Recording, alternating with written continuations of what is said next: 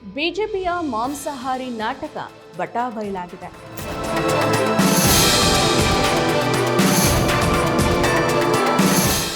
ಮಾಂಸಾಹಾರ ವಿಚಾರದಲ್ಲಿ ಬಿಜೆಪಿಯ ನಿಲುವು ಹೇಗಿದೆ ಅಂತ ಗೊತ್ತಾ? ಅದನ್ನ ತಿಳಿಬೇಕು ಅಂದ್ರೆ ನೀವು ಈ ವಿಡಿಯೋನ ನೋಡಲೇಬೇಕು. ನಮಸ್ಕಾರ, ADINA.comಗೆ ಸ್ವಾಗತ. ನಾನು ಸಪನ. ಭಾರತದಲ್ಲಿ ಆಹಾರ ಪದ್ಧತಿ ವ್ಯಕ್ತಿಗತ ಆಯ್ಕೆ ಆಗಬೇಕಾಗಿತ್ತು. ಆದರೆ ಇಂದು ಅದು ರಾಜಕೀಯ ಆಯುಧವಾಗಿ ಬದಲಾಗ್ಬಿಟ್ಟಿದೆ. ಅದರಲ್ಲೂ ಈ ಬಿಜೆಪಿ ನಾಯಕರು ಸಸ್ಯಾಹಾರವನ್ನು ಸನಾತನ ಸಂಸ್ಕೃತಿಯ ಭಾಗ ಅಂತ ವೈಭವೀಕರಿಸ್ತಾನೆ ರಾಜಕೀಯ ಅಗತ್ಯ ಇರೋ ಕಡೆ ಮಾಂಸಾಹಾರವನ್ನು ಅಪ್ಪಿಕೊಳ್ಳುವ ಮೂಲಕ ತೀವ್ರ ಟೀಕೆಗೆ ಗುರಿಯಾಗ್ತಾ ಇದ್ದಾರೆ. ಚುನಾವಣೆಗೋಸ್ಕರ ಈ ಬಿಜೆಪಿ ನಾಯಕರು, ಈ ಬಿಜೆಪಿ ಸಿದ್ಧಾಂತ ಹೇಗೆಲ್ಲ ಬದಲಾಗುತ್ತೆ ಅನ್ನೋದಕ್ಕೆ ಚುನಾವಣೆ ನಡೀತಾ ಇರೋ ಪಶ್ಚಿಮ ಬಂಗಾಳದಲ್ಲಿ ನಡೆದ ಘಟನೆನೇ ಸಾಕ್ಷಿಯಾಗಿದೆ. ಸ್ವಾತಂತ್ರ್ಯ ಹೋರಾಟ ಒಂದು ಕಥೆಯಲ್ಲ, ಮರೆಮಾಚಿದ ಹೋರಾಟಗಳ ಅನಾವರಣ. ಭಾರತದ ಸ್ವಾತಂತ್ರ್ಯ, ಕರ್ನಾಟಕದ ಏಕೀಕರಣ ಒಂದೇ ಹೋರಾಟದ ಎರಡು ಮುಖಗಳು. ಜೈ ಹಿಂದ್, ಜಯ ಕರ್ನಾಟಕ ವಿಶೇಷಾಂಕ ಈಗಲೇ ಓದಿ ಹಂಚಿಕೊಳ್ಳಿ.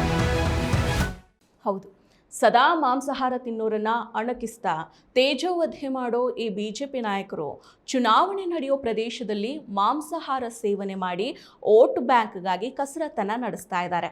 ಅನುರಾಗ್ ಠಾಕೂರ್ ಅವರ ಮಾಂಸಾಹಾರ ಸೇವನೆ ವಿಷಯ ಈ ಸತ್ಯವನ್ನ ಬಟಾಬಯಲು ಮಾಡಿದೆ. ಪಶ್ಚಿಮ ಬಂಗಾಳದ ಚುನಾವಣಾ ಸಭೆಯಲ್ಲಿ ಭಾಗವಹಿಸ್ತಾ ಬಿಜೆಪಿಯ ನಾಯಕ ಅನುರಾಗ್ ಠಾಕೂರ್ ಅವರು ಕೋಲ್ಕತ್ತಾದ ಸ್ಥಳೀಯ ಹೋಟೆಲ್ ಒಂದರಲ್ಲಿ ಪಕ್ಷದ ಕಾರ್ಯಕರ್ತರ ಜೊತೆಗೆ ಮೀನು ಮತ್ತು ಮಾಂಸದ ಊಟವನ್ನು ಅವರು ಸವಿದಿದ್ದಾರೆ. ಅನುರಾಗ್ ಠಾಕೂರ್ ಅವರು ಊಟವನ್ನು ಸೇವಿಸ್ತಾ ಬಂಗಾಳದ ಮೀನು ಸ್ವಾದಿಷ್ಟವಾಗಿದೆ ಅಂತ ಕಮೆಂಟ್ ಮಾಡಿದ್ದಾರೆ. ಈ ವಿಡಿಯೋ ಸಾಮಾಜಿಕ ಮಾಧ್ಯಮದಲ್ಲಿ ಸಿಕ್ಕಾಪಟ್ಟೆ ವೈರಲ್ ಆಗಿದೆ.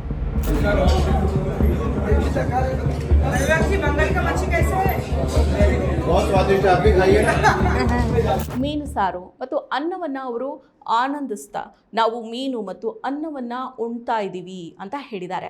ಅದು ಕೂಡ ವಿಡಿಯೋದಲ್ಲಿ ಸರಿಯಾಗಿದೆ. ನಿಜವಾಗಿಯೂ ಆಹಾರ ಅಂತ ಹೇಳೋದು ಅವರವರ ವೈಯಕ್ತಿಕ ಆಯ್ಕೆ. ಇವರು ಇದೇ ಆಹಾರವನ್ನು ಸೇವಿಸಬೇಕು, ಈ ಆಹಾರವನ್ನು ಇವರು ಸೇವಿಸಬಾರ್ದು ಅನ್ನೋದನ್ನು ಯಾರು ಕೂಡ ನಿರ್ಧಾರ ಮಾಡೋ ಹಕ್ಕನ್ನು ಹೊಂದಿಲ್ಲ. ಅದನ್ನು ನಿರ್ಧರಿಸೋ ಹಕ್ಕನ್ನು ಸ್ವತಃ ಯಾರು ಊಟ ಮಾಡ್ತಾ ಇರ್ತಾರಲ್ಲ ಅವರೇ ಹೊಂದಿರ್ತಾರೆ. ಭಾರತದ ಸಂವಿಧಾನ ನೇರವಾಗಿ ಆಹಾರದ ಹಕ್ಕು ಅಂತ ಎಲ್ಲಿಯೂ ಉಲ್ಲೇಖ ಮಾಡದೇ ಇದ್ದರೂ ಸುಪ್ರೀಂ ಕೋರ್ಟ್ನ ಹಲವು ತೀರ್ಪುಗಳು ಬದುಕೋ ಹಕ್ಕಿನ ಭಾಗವಾಗಿ ಘನತೆಯಿಂದ ಬದುಕೋದಕ್ಕೆ ಅಗತ್ಯ ಇರೋ ಆಹಾರವನ್ನು ಆರಿಸ್ಕೊಳ್ಳೋ ಸ್ವಾತಂತ್ರ್ಯವನ್ನು ಕೊಟ್ಟಿದೆ. ಒಬ್ಬ ವ್ಯಕ್ತಿ ಏನು ತಿನ್ನಬೇಕು ಅನ್ನೋದು ಆತನ ಖಾಸಗಿ ವಿಚಾರ. ಅದು ಧರ್ಮ ಅಥವಾ ನಂಬಿಕೆಗಳ ಹೆಸರಿನಲ್ಲಿ ಅದನ್ನು ನಿಯಂತ್ರಣ ಮಾಡೋದಕ್ಕೆ ಪ್ರಯತ್ನ ಮಾಡೋದು ವೈಯಕ್ತಿಕ ಸ್ವಾತಂತ್ರ್ಯದ ಉಲ್ಲಂಘನೆ ಆಗುತ್ತೆ. ಆದರೆ ಈ ಬಿಜೆಪಿ ಈ ತತ್ವಕ್ಕೆ ಸಂಪೂರ್ಣವಾಗಿ ವಿರುದ್ಧವಾಗಿ ನಡೆದುಕೊಳ್ತಾ ಇದೆ. ಬಿಜೆಪಿ ನಾಯಕರು ಬಹುತೇಕ ಉತ್ತರ ಭಾರತದ ರಾಜ್ಯಗಳಲ್ಲಿ ಹಬ್ಬಗಳ ಸಂದರ್ಭದಲ್ಲಿ, ಅದರಲ್ಲೂ ವಿಶೇಷವಾಗಿ ರಾಮನವಮಿಯಂತಹ ದಿನಗಳಲ್ಲಿ ಮಟನ್ ಅಂಗಡಿಗಳನ್ನು ಬಂದ್ ಮಾಡಿಸೋ ಮೂಲಕ ಸಸ್ಯಾಹಾರದ ಆಧಿಪತ್ಯವನ್ನು ಸ್ಥಾಪನೆ ಮಾಡೋದಕ್ಕೆ ಪ್ರಯತ್ನ ಪಡ್ತಾರೆ. ಸಸ್ಯಾಹಾರನೇ ಸನಾತನ ಧರ್ಮದ ಸಂಕೇತ ಅಂತ ಬಿಂಬಿಸೋ ಇವರು ವಾಸ್ತವದಲ್ಲಿ ವೈವಿಧ್ಯಮಯ ಭಾರತೀಯ ಸಂಸ್ಕೃತಿಯನ್ನು ಮರೆಮಾಚೋ ಹುನ್ನಾರವನ್ನು ಹೊಂದಿದ್ದಾರೆ. ನೇರವಾಗಿ ಮತ್ತು ಪರೋಕ್ಷವಾಗಿ ಸಸ್ಯಾಹಾರವನ್ನು ಪ್ರಮೋಟ್ ಮಾಡೋ ಇವರುಗಳು ಮಾಂಸಾಹಾರದ ಬಗ್ಗೆ ಆಗಾಗ ತಮ್ಮ ಅತೃಪ್ತಿಯ ಮಾತುಗಳನ್ನು ಆಡ್ತಾರೆ. ಕೆಲವೊಮ್ಮೆ ಬಹಿರಂಗವಾಗಿ ವಿರೋಧಿಸಿ ಮಾತಾಡ್ತಾರೆ. ಈ ದೇಶದ 140 ಕೋಟಿ ಜನರೆಲ್ಲರೂ ಸಸ್ಯಾಹಾರವನ್ನೇ ಸೇವಿಸಬೇಕು, ಸಂಪೂರ್ಣವಾಗಿ ಇವರುಗಳು ಸಸ್ಯಾಹಾರಿಗಳೇ ಆಗಬೇಕು, ಸಸ್ಯಾಹಾರನೇ ಶ್ರೇಷ್ಠ, ಈ ಮಾಂಸಾಹಾರ ಅನ್ನೋದು ಕನಿಷ್ಠ ಅನ್ನೋ ಭಾವನೆಯನ್ನು ಜನರಲ್ಲಿ ಬಿತ್ತುತ್ತಾ ಬರ್ತಾ ಇದ್ದಾರೆ. ಮಾಂಸಾಹಾರದ ಬಗ್ಗೆ ಸದಾ ಕೀಳು ಭಾವನೆಯನ್ನು ವ್ಯಕ್ತಪಡಿಸೋ ಇವರುಗಳು ಸಿದ್ದರಾಮಯ್ಯ ಅವರು ಮೀನು ಊಟ ಸೇವಿಸಿ ದೇವಸ್ಥಾನಕ್ಕೆ ಪ್ರವೇಶ ಮಾಡಿದ್ರು ಅನ್ನೋ ಕಾರಣಕ್ಕೆ ವಿವಾದವನ್ನು ಹುಟ್ಟುಹಾಕಿದ್ರು. ಆದರೆ ಇದೀಗ ಅದೇ ಬಿಜೆಪಿ ಪಶ್ಚಿಮ ಬಂಗಾಳದಲ್ಲಿ ಬೇರೆಯದೇ ನಾಟಕವನ್ನು ಆಡ್ತಾ ಇದೆ. ಪಶ್ಚಿಮ ಬಂಗಾಳದಲ್ಲಿ ವೋಟ್ ಬ್ಯಾಂಕ್ ಉಳಿಸ್ಕೊಳ್ಳೋದಕ್ಕೆ ಮೀನು ಮಾಂಸ ಸೇವಿಸೋ ಫೋಟೋಗಳನ್ನು ಈ ಬಿಜೆಪಿ ನಾಯಕರು ಸಾಮಾಜಿಕ ಮಾಧ್ಯಮದಲ್ಲಿ ಹಂಚಿಕೊಳ್ತಾರೆ. ಈ ದ್ವಂದ್ವನೇ ಇವರ ರಾಜಕೀಯ ಬಣ್ಣ ಏನು ಅನ್ನೋದನ್ನು ಬಯಲು ಮಾಡ್ತಾ ಇದೆ. ಸಸ್ಯಾಹಾರವನ್ನು ದೈವಿಕ ಮತ್ತು ಮಾಂಸಾಹಾರವನ್ನು ಅಧರ್ಮ ಅಂತ ಬಿಂಬಿಸ್ತಾ ಇರೋ ಇಂದಿನ ರಾಜಕೀಯ ನಾಯಕರು ತಮ್ಮ ರಾಜಕೀಯ ಅಜೆಂಡಾಕ್ಕಾಗಿ ಧರ್ಮದ ಹೆಸರನ್ನು ತಪ್ಪಾಗಿ ಬಳಸ್ಕೊಳ್ತಾ ಇದ್ದಾರೆ. ಪಶ್ಚಿಮ ಬಂಗಾಳದಲ್ಲಿ ಎಲ್ಲ ಧರ್ಮೀಯರು ಮೀನನ್ನು ಸೇವಿಸ್ತಾರೆ, ಮಾಂಸವನ್ನು ತಿಂತಾರೆ. ಪಶ್ಚಿಮ ಬಂಗಾಳದ ಬ್ರಾಹ್ಮಣರು ಕೂಡ ಮೀನನ್ನು ಸೇವಿಸ್ತಾರೆ. ಅಲ್ಲಿ ಮೀನು ಅನ್ನೋದು ಒಂದು ಸಹಜ ಆಹಾರ. ಹಾಗಾಗಿ ಮೀನನ್ನು ವಿರೋಧ ಮಾಡಿ, ಮಾಂಸಾಹಾರವನ್ನು ವಿರೋಧ ಮಾಡಿ ಪಶ್ಚಿಮ ಬಂಗಾಳದಲ್ಲಿ ನೆಲೆ ನಿಲ್ಲೋದಕ್ಕೆ ಸಾಧ್ಯನೇ ಇಲ್ಲ ಅನ್ನೋದು ಈ BJP ಗೊತ್ತಾಗಿದೆ.